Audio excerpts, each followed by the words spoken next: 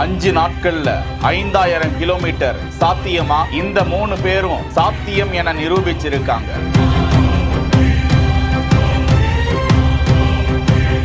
இவங்களுக்கு ஜிபேல பணம் தேவையில்ல, கையில துணிப்பையும் தேவையில்லை, எங்கேயும் போய் இடையில ரெஸ்டாரண்ட்ல ஓய்வெடுக்க தேவையில்லை. பயணத்தை தொடங்குனா ஸ்டார்டிங் பாயிண்ட் டு பாயிண்ட் தான்.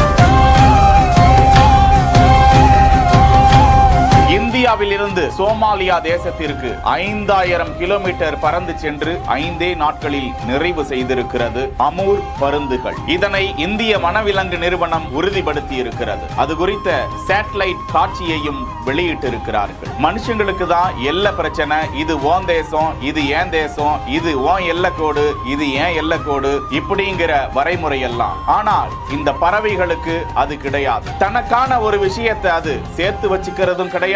விமானம், போக்குவரத்து செலவு என பல லட்சம் பல கோடிகள் அது செலவிடுறதும் கிடையாது. அதிக தூரம் பயணிக்கக்கூடிய பறவை வகைகளில் அமூர் பறவை. இந்தியாவின் மணிப்பூர், நாகாலாந்து பகுதிகளில் குறிப்பிட்ட மரங்களில் அது கூடு கட்டி தஞ்சமடைவதை கடந்த சில ஆண்டுகளாக இந்திய வனவிலங்கு நிறுவனம் கண்காணித்து வந்தது. அதில் ஒரு அமூர் வகை பருந்தை அவர்கள் பிடித்து அபாபாங் எனப்படும் அந்த ஆண் பறவையை சோதித்தனர். அதில் செயற்கைக்கோள் கருவி பொருத்தப்பட்டது. அதில் ஒரு ஆண் பறவை அப்பபாங் என்று அதற்கு பெயர் சூட்டப்பட்டிருக்கிறது. மற்ற 2 பெண் பறவைகள் அலாங் மற்றும் அகு. இதில் அப்பபாங் என்கிற ஆண் பறவை முதலாவதாக சோமாலியா வந்து அடைந்து விட்டது. அதற்கடுத்ததாக அலாங் என்கிற பெண் பறவையும், அதற்கு அடுத்ததாக அகு என்கிற பெண் பறவையும் அடுத்தடுத்து வந்து சேர்ந்து விட்டன. நவம்பர் 11ஆம் தேதி அன்று அது பயணத்தை தொடங்கிய சில மணி நேரத்தில், அதாவது 76 மணி நேரத்தில் 3000 கிலோமீட்டரை அது கடந்து விட்டது என்றும், முன்னேறி செல்வதில் ஆண் பறவைகள் வேகமாக பயணித்திருக்கின்றன என்றும், புதன்கிழமை சரியாக 18ஆம் தேதி அன்று 5400 கிலோமீட்டரை அப்பாபாங் என்கிற ஒரு ஆண் பறவையும் 2 பெண் பறவைகளும் கடந்து விட்டன. சோமாலியா தேசத்தை, அரபிக்கடலை, அந்த பறந்து விரிந்த கடலை கடந்து சென்று அடைந்து விட்டன.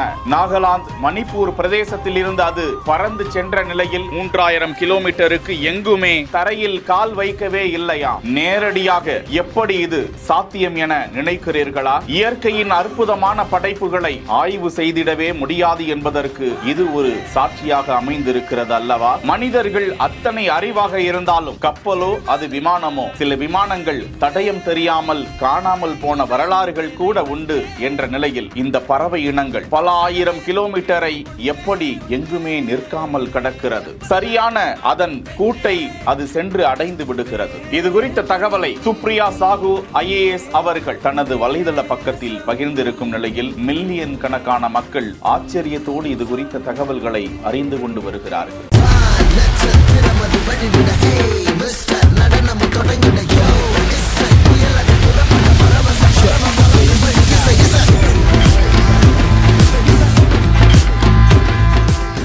செய்திகளை வழங்குவோர் GT Holidays, Aalaya cotton dhotis and shirts, Medway hospital. செய்திகளை உடனுக்குடன் தெரிந்து கொள்ள பிஹைண்ட் வுட்ஸ் நியூஸ் வாட்ஸ்அப் சேனலுடன் இணைந்திருங்கள்.